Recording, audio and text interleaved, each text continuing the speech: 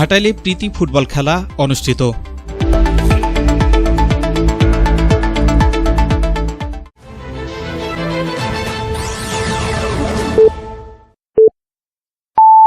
আসসালামু আলাইকুম। এমকে টেলিভিশনের নিয়মিত সংবাদে আপনাদের সবাইকে স্বাগত জানাচ্ছি আমি শারমিন মিনা।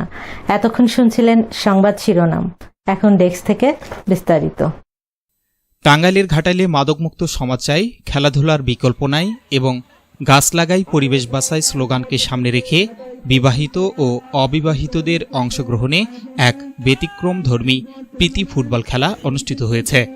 গত শনিবার বিকেলে পশ্চিমপাড়া মাঠে আয়োজিত খেলায় ৩-২ গোলে অবিবাহিত দলকে হারিয়ে বিজয়ী হয় বিবাহিত দল।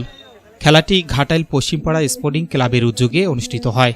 খেলা শেষে পরিবেশ সচেতনতার বার্তা ছড়িয়ে দিতে চ্যাম্পিয়ন দলের খেলোয়াড়দের হাতে আম গাছ এবং রানার্স আপ দলের হাতে কাঁঠাল গাছের চারা তুলে দেওয়া হয়। এ সময় উপস্থিত অতিথিরা বলেন, খেলাধুলার পাশাপাশি পরিবেশ সংরক্ষণে মানুষকে উদ্বুদ্ধ করতে এমন উদ্যোগ প্রশংসনীয়। আয়োজকরা জানান, যুব সমাজকে মাদক থেকে দূরে রাখা এবং বৃক্ষরোপণে উৎসাহিত করতেই এই ব্যতিক্রমী আয়োজন।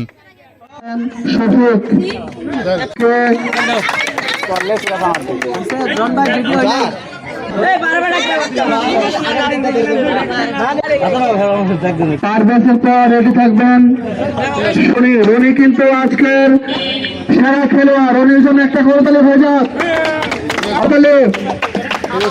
এরপর রয়েছে পরস্পর রেডি থাকবেন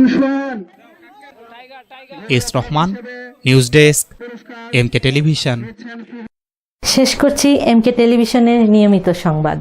এতক্ষণ সাথে থাকার জন্য সবাইকে ধন্যবাদ।